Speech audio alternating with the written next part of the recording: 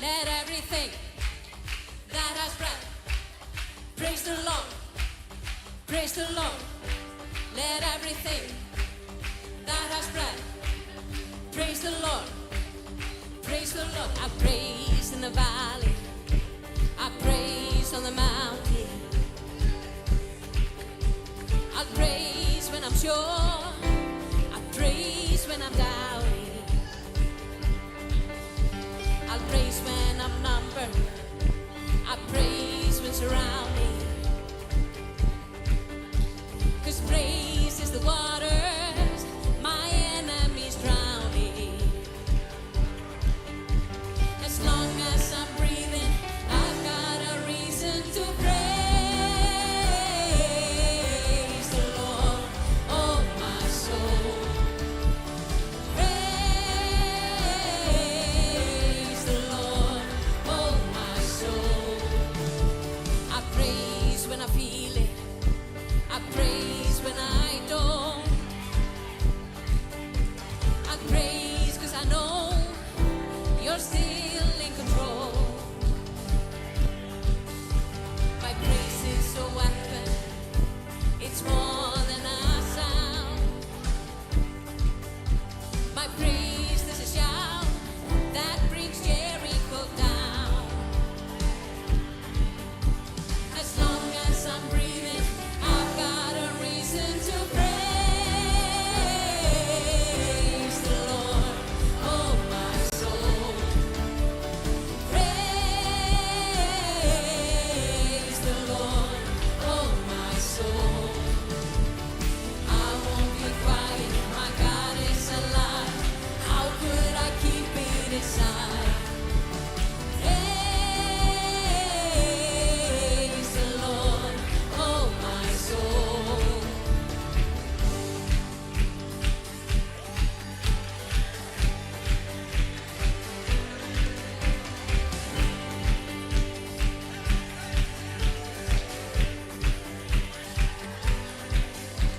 I praise 'cause you're sovereign. I praise 'cause you reign. I praise 'cause you rose and defeated the grave. I praise 'cause you're faithful. I praise 'cause you're true. I praise 'cause there's nobody greater than you. I praise 'cause you're sovereign. I praise 'cause you reign. I praise 'cause you rose and defeated the grave. I praise 'cause you're faithful. I praise 'cause you're true. I praise 'cause there's nobody greater than you. Praise the Lord, oh my soul. Praise the Lord, oh my soul. Praise the Lord, oh my soul. Praise the Lord, oh my soul. I won't be quiet, my God is alive. How could I keep you inside? I won't be quiet, my God is alive. How could I keep it inside? I won't be quiet, my God is alive. How could I keep it inside? Praise the Lord, oh my soul.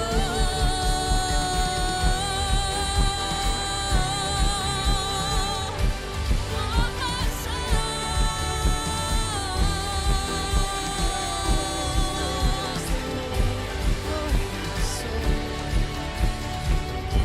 Let everything that has breath praise the Lord. Praise the Lord. Let everything that has breath praise the Lord. Praise the Lord. Let everything that has breath praise the Lord. Praise the Lord. Let everything that has breath praise the Lord. Praise the Lord. Woo! Amen. Halló, halló. Velkomin í Smárukirkju. Ekki allir ótrúlega peppaðir í þessu samkomu í dag? Það held ég. Við ætlum að lofa Drottinn eins og við erum bara vön á öllum sunnudögum. Já, ég segi, en íklæðist yfir allt þetta elskunni sem bindur allt saman og fullkomnar allt. Kólosarbréfið 3:14. Ég held að við höfum bara ekkert annað að gera en að halda áfram og lofa Drottinn. Amen.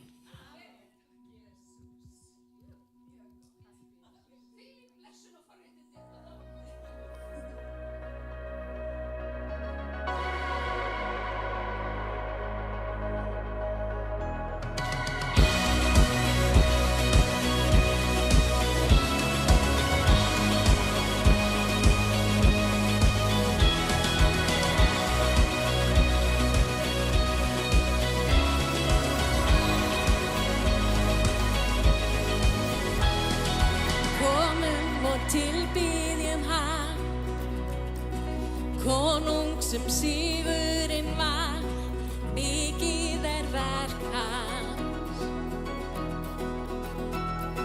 Sjáið öll verk frelsarans, ást hans sem hefur allt, mikið verk hans, mikið verk hans. Frá himni, þú sigraðir gröf og allt það sem bindur í hlekki og böl og Guð. Mikið verk þitt, við dansum í frelsi, svo fagnar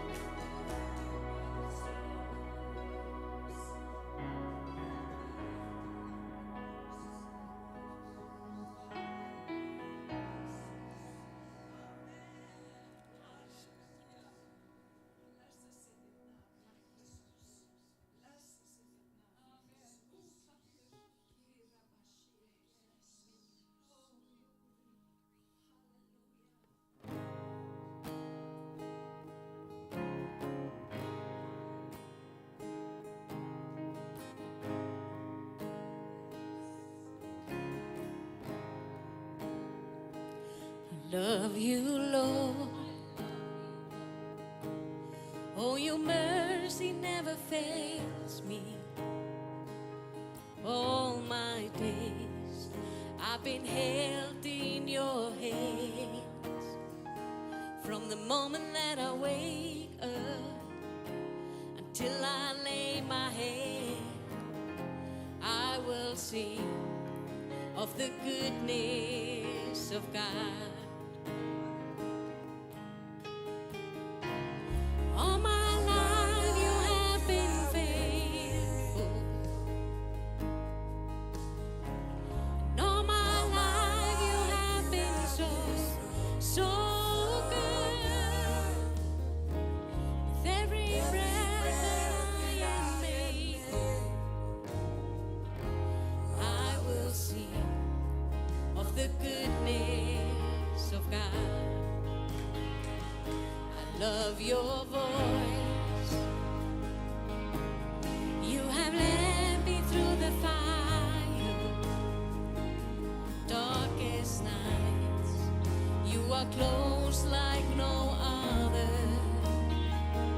I've known you as a father. I've known you as a friend. I have lived in the goodness of God. All my life you have been faithful. All my life you have been so, so good. With every breath that I am able, I will sing of the goodness of God. Your goodness is running after, it's running after me. Your goodness is running after, it's running after me. With my life laid down, I surrender now. I give you everything.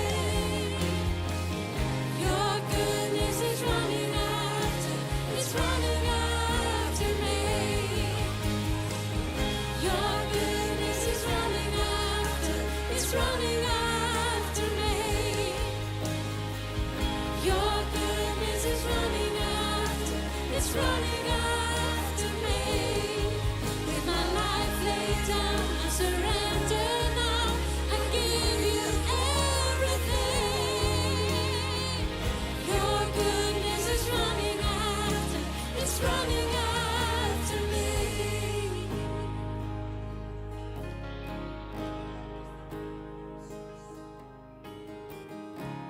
And all my life you have been faithful. And all my life you have been so, so good. With every breath that I am able, I will sing of the goodness of God.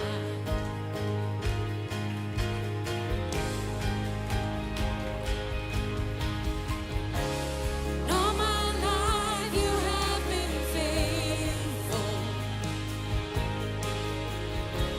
And all my life you have been so, so good. With every breath that I am able, I will sing of the goodness of God. Oh, I'm gonna sing of the goodness of God.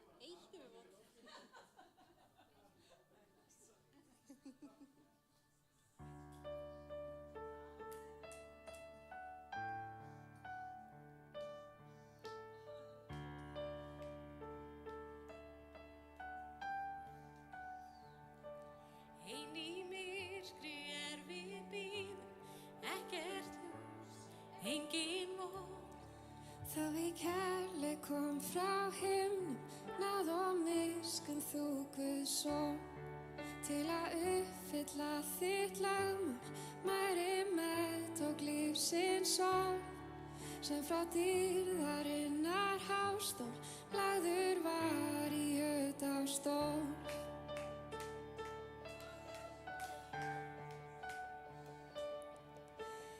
Lof sé Föður, Syninum, Helgum Anda, þríeinum, Guði dýrðar, hátigni, biðum eilífð hillum konungi.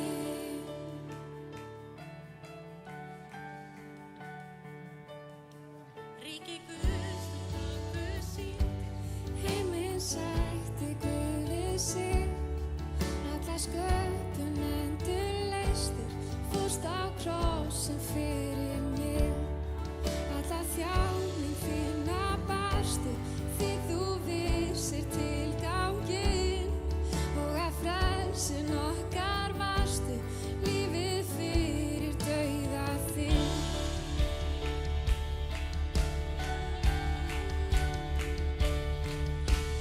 Lof sé Föður, Syninum,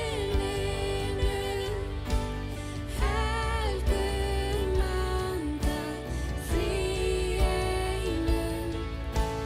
Guði dýrðar, hátigni, biðum eilífð hillum konungi.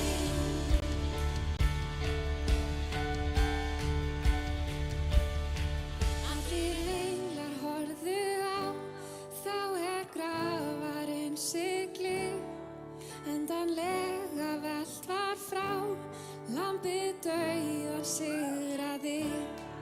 Dánir risu dauða frá, tók þá andköf himinn, því að allir koma þá, reyndur fæðir faðirinn.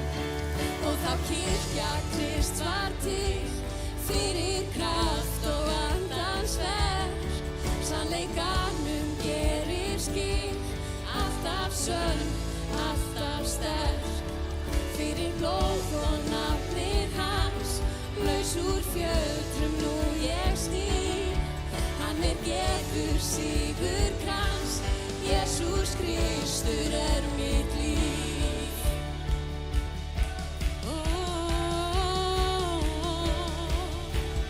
Lof sé Föður, Syninum, Helgum Anda, þríeinum, Guði dýrðar, hátigni,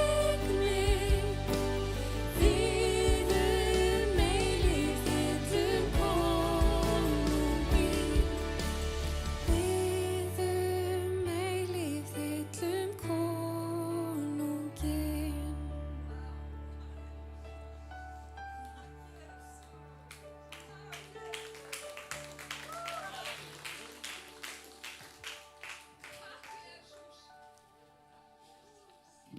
Við ætlum að halda áfram að hylla konunginn. Ég ætla að lesa fyrir ykkur úr Hebreabréfinu 13. kafla. Þar segir hann í 15. versi: Fyrir hann skulum við til án afláts bera fram lofgerða fórn fyrir Guði. Ávöxt vara játa nafn hans. Vorum við ekki að gera þetta? Og hvað gerir þetta? Þetta mýkir hjartað. Svo kemur næsta vers. En gleymið ekki velgjörðarseminni og hjálpseminni, því að slíkar fórnir eru Guði þóknanlegar. Sjáu þið hvernig þetta tengir saman. Að lofa Guð og síðan tökum við fórn. Við erum ennþá að lofa hann. Hann líka að reyna að mýkja hjartað okkar í þessari þjónustu, að taka samskot og þess áttar. Og Það alveg eins og þegar við þurftum að byrja að átta okkur á því hvað gott að lofa Guð og lyfta höndum og finna hjartað mýkjast. Veitu, ég má ekki vera að því að hafa áhyggjur þegar ég að lofa Guð. Ég má ekki vera að því að vera að pæla ykkur öðru því að það svo gott að lofa hann. Hafið þið heyrt, hafið þið smakkað hvað hann góður. Og það þannig sem þetta er. Þetta eins og, ég nefni ekki nöfn, ég var að kynna eitt fyrir gæsaborgara. Og ég segi, ég nefni ekki nöfn og hann tók með sér nesti, einn heim, aukalega. En mér var svo gaman að segja þetta var svo gott.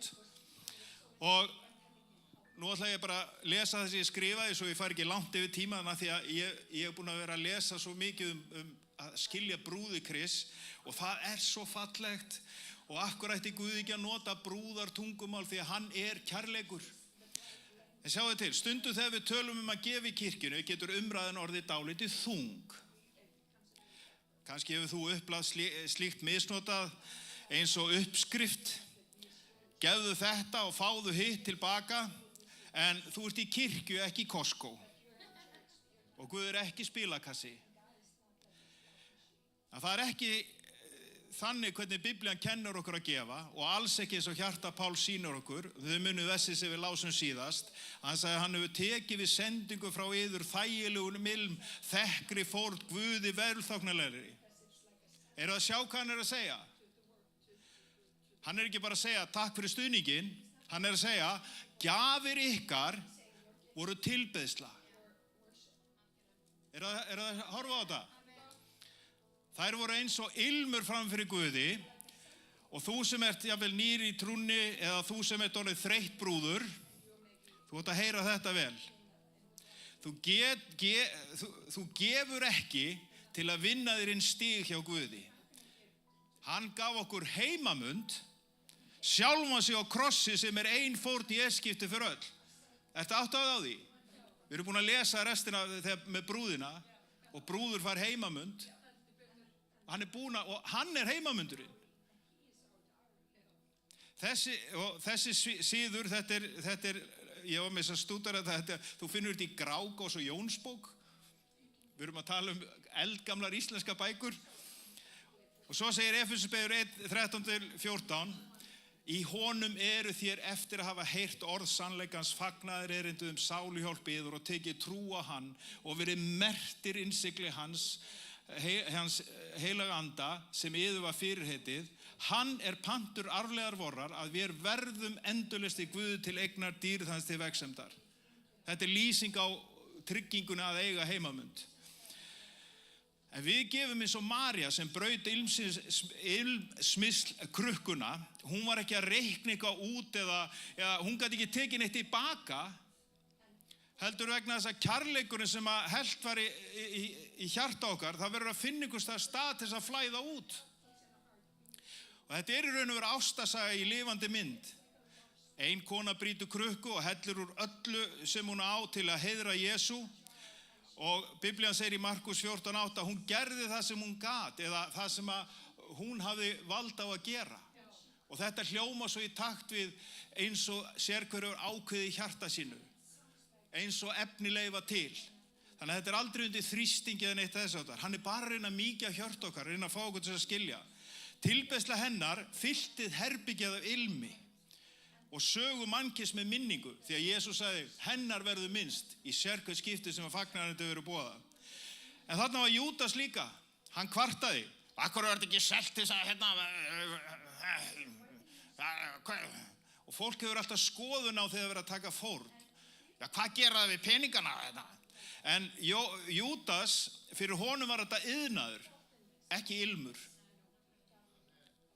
Biblían segir líka að hann var þjófur.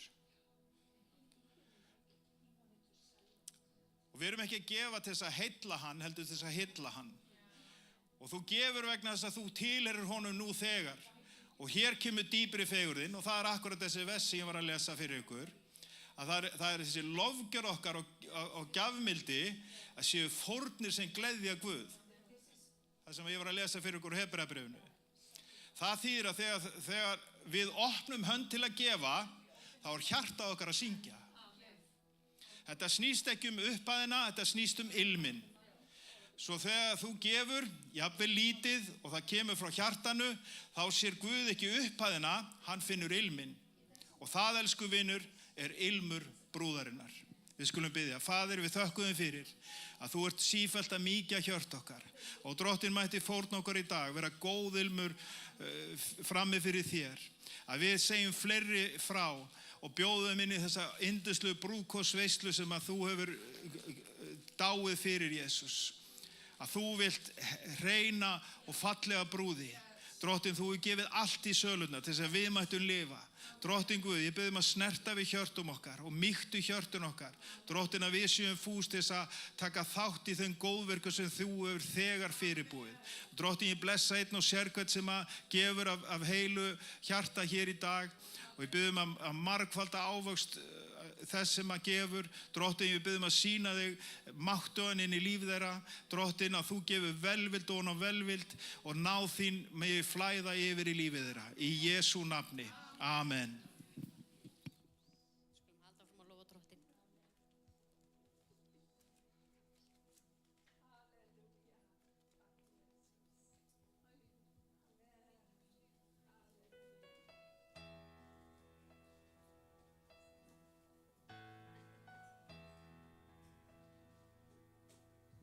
I know who I am, 'cause I know who you are. The cross of salvation was only the start. Now I am yours, free and forgiven. I have a future, and it's worth living. 'Cause I wasn't made to be tending a grave. I was called by name, born and raised back to life again. I was made for more. So why would I make a bed in my shame when a fountain of grace is running my way? I know I am yours. I was made for more. I know who I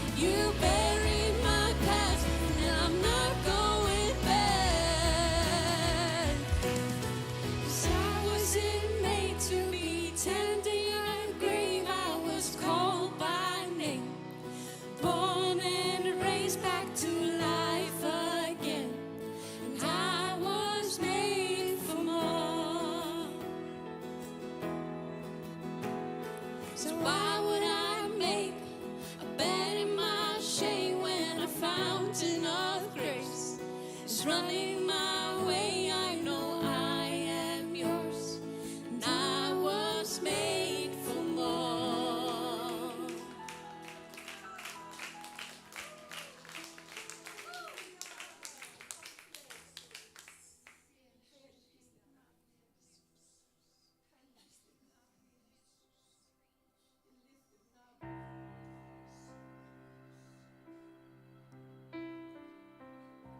Savior, Lord, carry the cross for all of my debts. He paid the cost. Salvation complete. Now forever I'm free. Calvary covers it all. Calvary covers it all. My sin and shame don't count anymore. All praise to the one who has ransomed my soul. Calvary covers it all. The power of even the grave can separate us from mercy and grace. He's faithful to save. Oh, his blood never fails. Calvary covers it all. Calvary covers it all. My sin and shame don't count anymore. All praise to the one who has ransomed my soul. Calvary covers it all.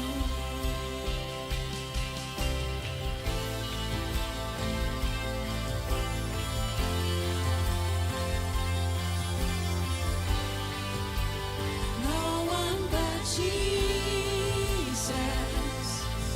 can make us pure as snow. We stand in your freedom. Calvary covers it all. Calvary covers it all. My sin and shame don't count anymore. All praise to the one who has ransomed my soul. Calvary covers it all. Calvary covers it all. My sin and shame don't count anymore. All praise to the one who has ransomed my soul. Calvary covers it all.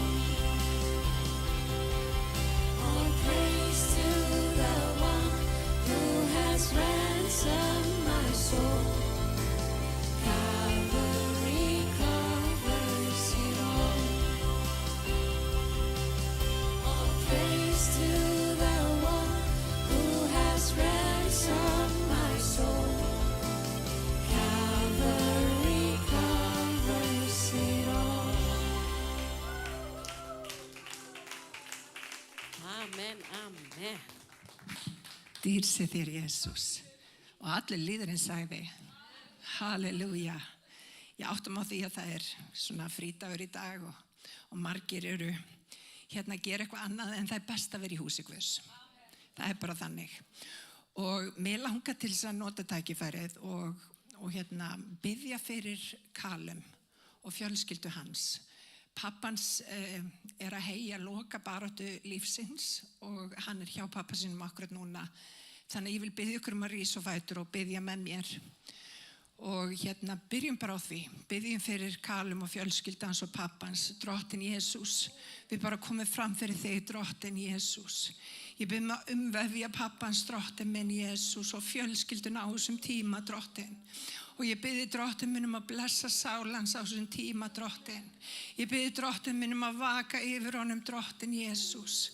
Og ég veit þú tekur á mót honum, Drottinn, í opna arma, Drottinn Jesús. Og Drottinn, við biðjum fyrir fjölskyldunni, það er svo gott að vita á svona stundum, Drottinn, að við erum örugg, hvort sem að við lifum eða deyjum, Drottinn. Það er ekkert sem heitir eilífu dauði, Drottinn. Við verum í fangi þínum eilíft. Og Drottinn, ég bara blessa, Drottinn, fjölskylduna, Drottinn Jesús, og ég biðjum að styrkja og gefa huggun, Drottinn minn, og gefa kraft inn í þessar aðstæður, Drottinn minn. Við biðjum í Jesú nafni og allir liðurinn sagði. Áður en við fáum okkur sæti þá langum að segja bara nokkur orð. Við ætlum að vera með lofgjörastund á miðvikudaginn og þessar stundir eru yndislegar. Ég bara hvet ykkur til að taka frá hennan tíma.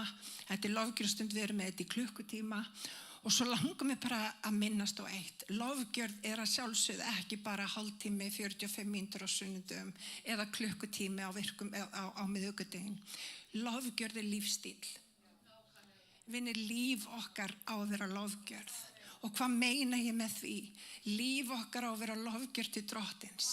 Við eigum að þakka Guði alla hluti. Við eigum að lyfta upp höndum okkar í öllum kringumstæðum og við eigum að gefa honum dýrðina. Við eigum að vera glöð alveg sama hvað. Við eigum, út af því að við erum með svar sem er eilíft svar. Þetta er ekki tímabundi svar byggt á einhverjum kringumstæðum sem að þú ert í akkurat núna. Hann er eilíft svar. Og þegar við vitum ekki svarið, hvað gerum við þá? Þá lyftum við höndum okkar og við lofum Drottinn. Það er það sem við gerum. Við högum okkur ekki eins og heimurinn, því hann á ekki þessa von. Við högum okkur eins og kristi fólk sem á eilífa von. Og við stöndum á sannleikanum. Og það er annað sem ég vildi nefna áður en ég býð Dögg mína velkomna. Við kristi fólk, við þurfum að fara að standa á sannleikanum. Það er komið gegn kristni í dag og við þurfum að standa í lappirnar og já okkar þarf að vera já og nei, nei. Við þurfum að standa í lappirnar, vinir. Og þegar kristinn andi kemur yfir þjóðin okkar, þá þurfum við að vera með hendur til heimins og við þurfum að lofa Guð í öllum kringumstæðum, en við þurfum líka að segja það sem að satt er. Þannig að mér langar bara til þess að brýna okkur og ég er ekki bara að tala við ykkur, ég er að tala til mín. Við þurfum öll að brýnast því að óvinurinn kemur til þess að stela, slátra og eyða, en hann kemur til þess að gefa okkur líf og líf í fullri gnægð. Halleluja, hann er með svarið. Þannig að lyftum höndum okkur og biðjum fyrir orðinu. Drottinn, við bara komum fram fyrir þig, Jesús. Við þakka þig fyrir orð lífsins. Drottinn, ég þakka þig fyrir þetta kröftugu orð, Drottinn. Ég þakka þig fyrir manna sem að við getum fengið að borða á hverjum einasta degi, Drottinn. Ég bið að gefa okkur af hástóli þínu, Drottinn minn. Ég bið að smyrja vari Dögg minnar þegar hún tala hér í dag, Drottinn. Ég bið Drottinn að gefa okkur náð til að taka móti því orði sem að þú hefur fyrir okkur í dag.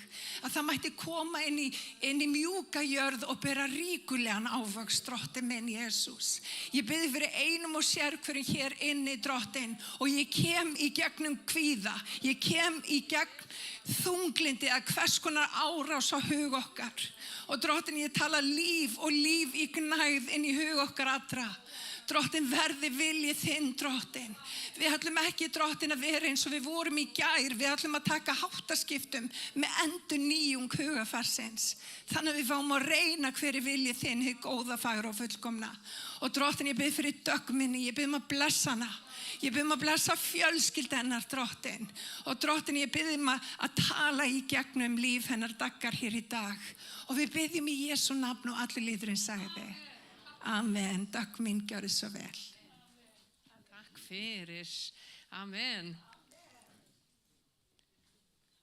Amen, amen. Takk, Jesús.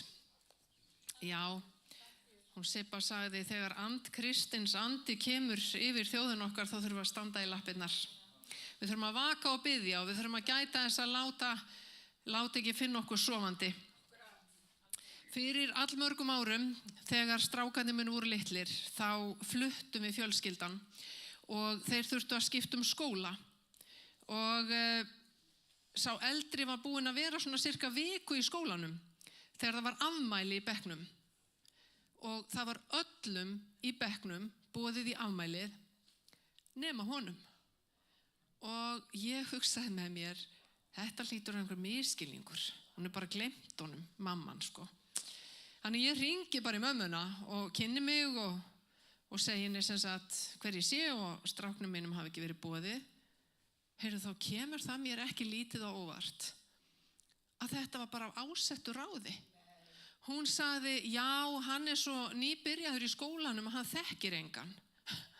Og ég hugsaði, þetta akkurat tækifæri til þess að kynnast krökkunum, það með því að mæta í afmæli. Og ég man ekki nákvæmlega hvernig samtalinn okkar lauk, nema ég mætti bara með hann í afmælið. Ég hugsaði með mér, hann þarf að kynnast þessum krökkum og hann á að geta að vera lengi í þessum bekk og það bara mun hann kynnast þeim. En mér fannst eitthvað svo vont að hún hefði viljandi skilið drenginn út undan. Mér langar til þess að tala þess þetta í dag. Þegar fólk skilið út undan. Í Gamla testamentinu eru sögur, það svolítið skemmtilegt, það saga bæði í fyrri konungabók, 22. kafla og í annarri krónikubók, 18. kafla, þetta sama sagan, hún hér bil samhljóða og þetta saga af 400 spámönnum sem fóru út af sporinu. Talandi að halda vöku sinni og láta ekki finna okkur sofandi. Á tímum Gamla testamentisins og auðvitað enn þann dag í dag, þá voru spámenn mjög mikilvægir. Þeir voru oft hægri hönd konunga vegna þess að konungar reiddu sig á spámennina. Eigum við að fara í þetta stríðið eða hitt stríðið eða eigum við að vera til friðs núna og þeir leituðu til spámannana og þeir tóku mark á þeim. Í dag erum við svo lánsöm að eiga heilagan anda sem gefur okkur náðargjafir sínar og hann hjálpar okkur í veikleika okkar. Og þið hafið örugglega öll eins og ég stundum staðið frammi fyrir einhverjum ákvörðum þar sem þið vitið ekki hvort þið að fara til hægri eða vinstri eða austur eða vestur. Stundum þetta bara spurning ákvörðun, ekki rétt og rangt. Við getum samt verið að flækjast með þetta. Stundum þetta spurning rétt og rangt. Og þá vill maður fá orð frá Guði og þá vill maður gera það sem rétt. Og þessu hlutverki gegndu spámennirnir, þeir gáfu leiðbeiningar, þeir komu með orð frá drottni.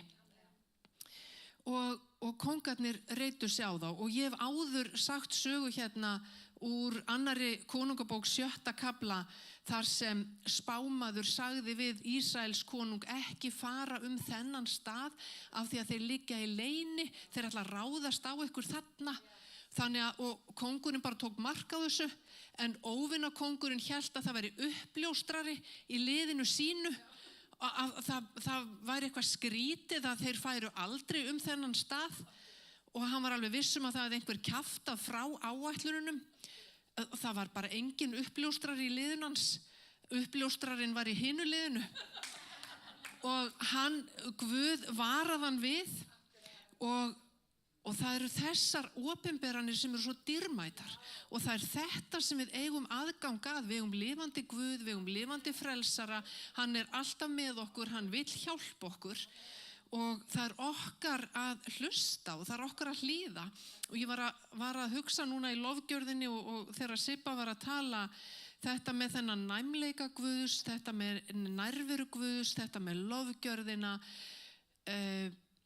næmleiki minn á heilagan anda, hann hefur bara fæðst í gegnum samveruna við Guð. Hann hefur fæðst gegnum það að lesa Guðs orð, að lofa Guð, að mæta á samkomur, mæta á bænastundir. Guð sendur okkur aldrei tómhent af sínum fundi og hann vill að við vöxum og hann vill að við berum ávöxt. En svo voru það þessir 400 spámenn. Ég vildi að ég gæti sagt að það væru 400 spámenn í íslensku samfélagi í dag. Ég hef ekki hugmynd það, en það dýrmætt að hafa spámenn á meðal okkar sem fá stöðu sína vegna náðargjafar og vegna einhvers næmleika. Þessir spámenn fengu ábyggilega ákveðna stöðu af því að þeir höfðu fengið náðargjöf. Og það segir í Rómverjabréfinu, Guð iðrar ekki náðargjafa sinna eða köllunar, en menn geta farið út af sporinu. Og það það alvarlega við þetta. Það að einhver hafi náðargjöf, það þýðir ekki að sá hinn sami þurfi ekki að eiga samfélag við Guð. Og það þýðir ekki að hann þurfi ekki að leita Guðs á hverjum degi. Það að eiga náðargjöf, það vissulega blessun. Það gerur okkur ekki eitthvað hærra sett heldur en aðra. En við eigum eitthvað sem svo óendanlega dýrmætt og sem öðrum til hjálpar og öðrum til uppörfunar. Og hvað það var sem orsakaði það að þessum 400 spámönnum, þeim var meira í mun að gleðja konunginn heldur en Guð, það veit ég ekki. Hvernig datt þeim það í hug? Og það segir í orðskviðunum, ótti við menn leiðir í snöru. Megi Guð gefa okkur að við höfum það sterka sjálfsmynd og við séum svo staðföst í okkar trú að við látum ekki ótta við menn afvegaleið okkur. En nú ég alveg að koma að sögunni, ekki hún spennt? Þetta var engin smá formáli. Sko, forsagan var, þið lesið þetta þegar ég kom heim, forsagan var að konungur Ísrael sem hét Akab, hann var að undirbúa að fara í stríð. Og hann spyr, eðlilega, munum við vinna stríðið? Það auðvitað skipti öllu máli. Og auðvitað, sko, ég veit ekki með ykkur, ég hef spurt Guð að öllu mögulegu. Á ég að skipta vinnu, á ég að gera þetta, á ég að gera hitt. Af því að maður vill að hlutinni gangi vel. Og hann auðvitað var manneskja eins og við og hann bara, það skipti öllu máli hvort hann myndi vinna stríðið. Og þessir 400 spámenn, þeir segja allir, já, farði í stríðið, þú rústar þessu. Í staði fyrir að segja, ég hef ekkert heyrt frá drottni ennþá, gefðu mér smá tíma til að biðja, þeir segja bara allir já. Það svo falleg saga hjá Jeremía í 42. kafla, þá koma menn til Jeremía, biðja Jeremía að leita Guðs og þeir segja við lofum að fara eftir því sem Guð segir. Og Jeremía segir við þá, gefið mér tíma til að leita Guðs. Heyrðu, hann kemur tilbaka eftir 10 daga. Ef einhver að væli við því að þurfa að biðja í klukkutíma, bara róum okkur. Hann kemur tilbaka eftir 10 daga og þá kemur hann með orð frá Guði. Ég elska svona fólk. Heyrðu, nema þessir 400, þeir segja bara allir við konungin bara, farði í stríð. Sennilega hefur kongin langað að fara í stríð. Í orðskviðunum, þar stendur, þar sem margir ráðgjafar eru, þar fer allt vel. En það eins gott að ráðgjafarnir séu sannir. Það eins gott að ráðgjafarnir séu heilsteyptir og skynsamir. Gættu þess hvaða fólkið þú raðar í kringum þig. Gættu þess hvaða fólk þú hlustar á, því að það til fyrirbæri sem heitir falskur samhljómur. Og í dag svolítið í tísku svona í leiðtogaheiminum að tala sálrænt traust eða sálrænt öryggi, psychological safety, sem snýst það að hvort sem það eru leiðtogar eða bara svona í mannlegum samskiptum, þá mjög dýrmætt að eiga þannig traust að maður geti sagt það sem maður að hugsa. Og það sé rými fyrir ólíka skoðanir og við þurfum ekki að óttast það að vera bara skotin niður ef við erum ekki alltaf sammála. Og ég hef oft sagt, af því ég búin að vinna innan heilbrigðiskerfisins í mörg ár og þar eru jafn margar skoðanir og starfsfólkið Ég hef svo oft sagt, það hefði aldrei orðið nein framþróun í heilbrigðiskerfinu ef allir hefði alltaf verið sammála. Og við þurfum ekkert að óttast það að tákast á hlutina. Við þurfum að óttast að við náum ekki lendingu og við þurfum að óttast að við erum að þagga niður í fólki af því að það hefur óþægilega skoðanir. Það verður að vera pláss fyrir ólíka skoðanir, öðruvísi verður aldrei nein framþróun. En þannig að gætum þess á hverju við hlustum, tökum mark á fólkinu. Það gamall málsáttur sem segir vinur sá til vams segir. Það ekki alltaf gott að þegja yfir öllu, en svo náttúrulega þurfum við líka visku. Við getum ekki alltaf verið fúll á móti, við getum ekki alltaf verið olboginn. Það var einn vinur minn sem sagði einu sinni að því að ritningin talar að við erum mismunandi limir og líkama Krists, og það var eitt sem sagði Guð þau bara gefur mér að vera olbogi. Hann var alltaf að gefa olbogaskot. Það svolítið skemmtilegt þegar fólk getur bara tekið þennan snúning á þetta. En þegar þessir 400 eru búinir að segja bara farði í stríðið, þá kemur konungur Júda sem hét Jósafat. Hann ætlaði að fara í stríðið með Akab. Og Jósafat var nefnilega guðhræddur maður. Og Jósafat segir við Akab, Akab minn, ekki einn enn. Athyglisvert, var ekki nóg að væru 400 spámenn, ekki einn enn. Og ég velti fyrir mér, vissi Jósafat af þessum eina sem ekki hafði verið spurður álits? En Akab svarar, jú, það einn enn. Og það svolítið áhugavert að í konungabókinni þá segir Akab, ég hata hann. Þetta aðeins nettara í krónikubókinni, þá bara honum frekar illa við hann. En það var einn enn. Og þetta minnir okkur á söguna því, þegar Davíð var lítill drengur. Og það var Samúel spámaður var sendur heim til hans, til þess að smyrja einn svona Ísæ til konungs. Og þeim var öllum búið í veislu. Og svo leiðir Ísæ alla syni sína fram af því að hann vissi að það ætti einn þeirra að verða konungur. Og Samúel hugsar sér þarna þennan fyrsta og vá, þessi svo stór og stæðilegur og glæsilegur, það örugglega þessi. Og þá segir bara Guð við hann, nei, það ekki þessi. Og þá kemur næsti og það var ekki hann, og svo kemur þriðji og fjórði og fimmti og allir 7. Og hann var svo sannfærður að það væri engin þessara. Hann heyrði Drottinn tala svo skýrt að hann segir við Ísæ, bara rétt eins og Jósafat sagði við Akab, ekki einn enn? Ekki örugglega einn enn? Og þá fær hann svarið, jú, það einn enn. Og þetta svo sárt vegna þess að honum var ekki einu sinni boðið. Hann var einn af bræðrunum og hann var bara út í haga að passa kindurnar. Það var boðið til veislu og það var bara einn skilinn út undan. Hann bara fékk ekki vera með. En þarna var Samúel eins og ég forðum. Við sækjum hann bara, við förum með hann í veisluna. Nei, smá grín. Samúel segir bara, það verður engin veisla fyrir en hann kemur. Við erum ekkert að fara að borða fyrir en hann kemur. Og hann sóttur. Og þá segir Drottinn, þetta hann. Þetta konungurinn. Vegna þess að Drottinn lítur ekki á útlitið. Drottinn lítur á hjartað. Og þessi eini sem var viljandi skilinn út undan, hann var aðalmaðurinn. Og Drottinn sá hann. Og það svo mikilvægt. Menn kom ekki auga á hann, en Drottinn sá hann. Og þegar þér finnst þú vera skilinn út undan, þá sér Guð þig. Guð sér þig. Og Guð hefur áætlun sem menn kom ekkit endilega auga á. Áætlun sem Guð opinbera spámönnunum. Míka, sem var spámaður númer 401, hann var skilinn út undan.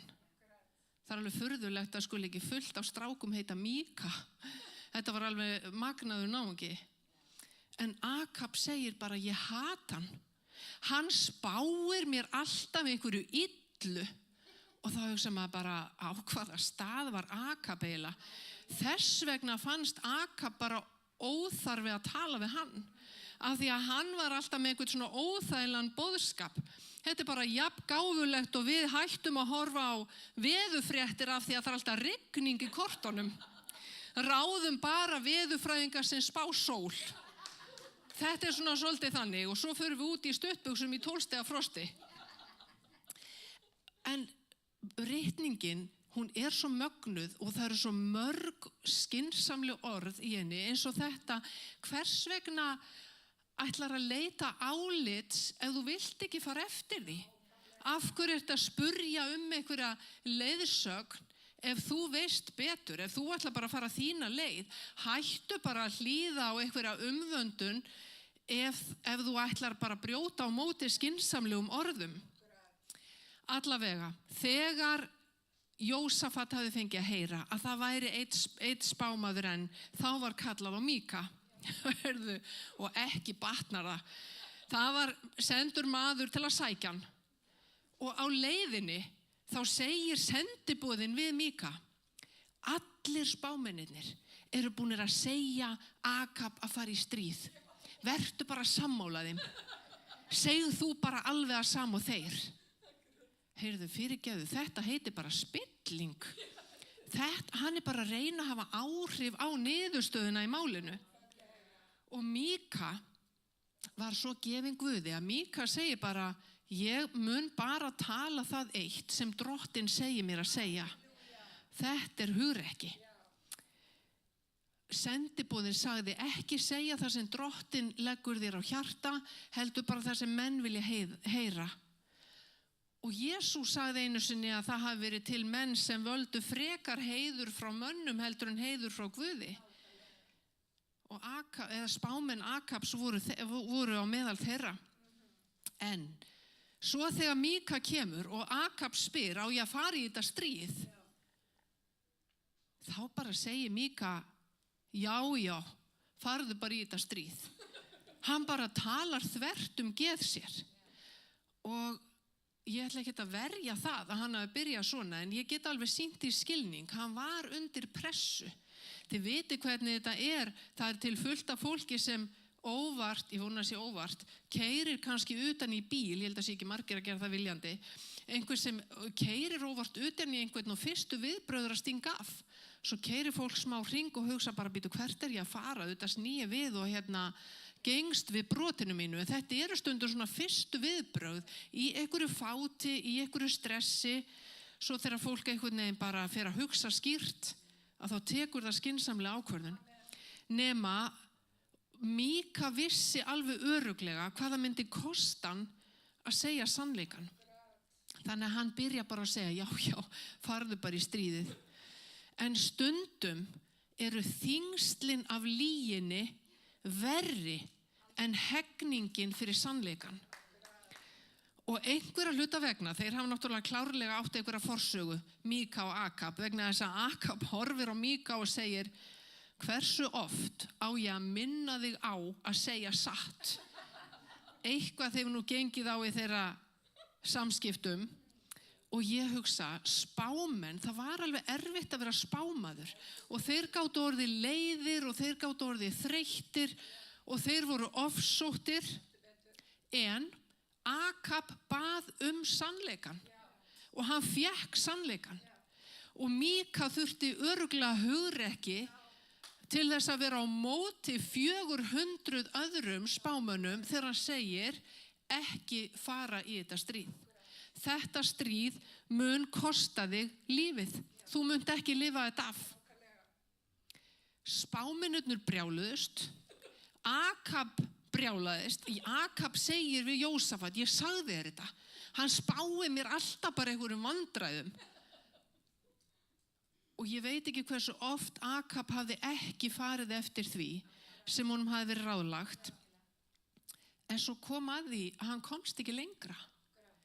Stundum dregur Guð ákveðna línu og gefur fólki tækifæri eftir tækifæri eftir tækifæri eftir tækifæri. En það segir líka orðið Guðs: sá sem hefur oft verið átalinn en þverskallast þó, svo kemur alveg stórkostlega skrítið í skrítin íslenska, hann mun skyndilega knosaður verða.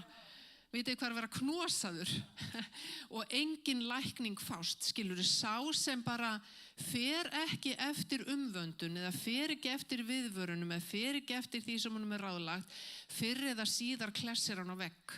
Ég skil alveg þeirra ekki vilja segja að hann myndi klessa á vegg í þýðingunni, en það er akkurat þetta sem gerist.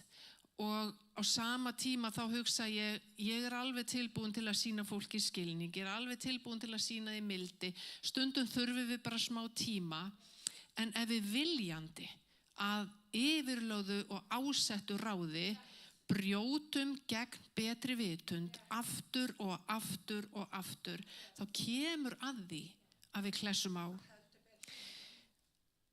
Launin sem Míka fékk fyrir að segja sannleikan voru þau að hann var handtekinn, hann var fangelsaður og hann var sveltur. Og Akab sagði, þú færð bara vatn og brauð af skornum skammti þangað til ég kem aftur. Og þá segir Míka við hann, ef þú kemur aftur, þá hefur Guð ekki talað fyrir munn minn. Akab fór í stríðið, hann féll, hann lést og hann kom ekki aftur.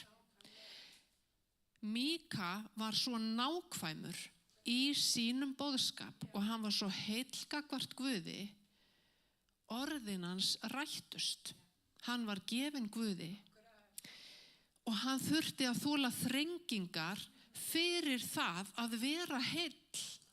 Stundum eru þrengingar tákn að við séum á réttri leið. Og þá er ég ekki endilega að tala og ekki að tala þrengingar sem við þurfum að þola því að við tökum rangar ákvarðanir og erum kannski óskynsum, en stundum bara gerast ákveðnir hlutir nákvæmlega af því að við tókum réttar ákvarðanir, nákvæmlega af því að við erum í andlegu stríði. Það er barátta fólk sem skiptir máli. Og það er gott að hugga sig við það þegar við verðum fyrir árásum. Ef við værum ekki að gera neitt rétt, þá sæi óvinnurinn enga ástæðu til þess að ráðast á okkur. Hann ræðst á þá sem ógnunum. Og þá þurfum við að standa í lappirnar og þá þurfum við að biðja vernd blóðsins yfir okkur og játa Jesú og svara bara með því að halda áfram að breiða út fagnaðarerindið. Akab vildi ekki heyra sannleikan og Akab fékk sinn dóm. Og hvaða lærdóm getum við dregið af þessu? Gættu stöðu þinnar, gættu köllunar þinnar, gættu tignar þinnar og segðu satt, varðveittu trúverðuleikan og vandaðu hverja þú hlustar á. Þegar Jesús gekk á þessari jörð, þá fletti hann aftur og aftur ofan af því sem menn voru að hugsa. Hann opinberaði áform þeirra. Hann sagði til dæmis fyrir hvernig hann yrði handtekinn, hvernig hann yrði lamin og barinn, húðstrýktur og krossfestur. Hvernig hann yrði í raun myrtur og hann myndi rísa upp frá dauðum og hann myndi koma aftur til að sækja sitt fólk. Og hann sagði og hann segir hér í dag, haltu vökuðinni, haltu þínu striki, ég er með þér, þetta verður í lagi, ég er með þér. Fyrst Jesús gat sagt fyrir óorðna hluti þegar hann gekk á jörðinni, þá getum við treyst því að hann veit í hvaða stöðu við erum í dag. Hann veit frammi fyrir hverju við stöndum og hann er með okkur. Alla daga, allt til enda veraldar.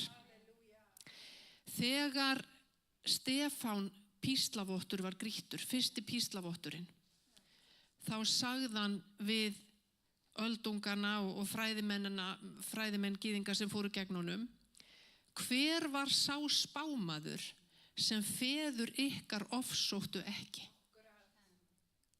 Hver var sá spámaður sem var ekki ofsóttur?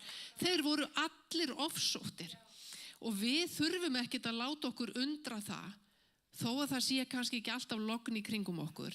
Við þurfum að hafa kærleikan að leiðarljósi, við þurfum að vera skynsöm, við þurfum að tala þegar Guð vill að við tölum og svo þurfum við að þagna af og til. Það skiptir líka máli. En það er svo margt gott í orði Guðs. Ef það er langt síðan þú er opnað þessa bók, lest hana. Í Sálmi 15, þar sem er talað hver fær að leita hælis hjá drottni eða leita hælis í tjaldi hans, þá stendur sá sem heldur eiða sína, þótt það sé honum til tjóns. Sá sem fylgir Guði heilsugar, þó að það kosta hann eitthvað. Og þetta er það sem ég trúi að Guð hafi viljað brýna okkur með í dag. Höldum stöðu okkar. Þrengjum okkur nær Guði. Biðjum hann að tala, því að hann talar. Jesús sagði, mínir sauðir heyra mína rödd. Og við getum sagt, við getum beðið Drottinn, þú segir í orðið þínu að þínir sauðir heyri þína rödd. Leyfðu mér að heyra. Leyfðu mér að heyra þig tala. Jesús, ég þakka þér fyrir að þú ert hér. Ég ætla að biðja ykkur að rísa á fætur. Ég þakka þér fyrir Jesús minn, að þú þekkir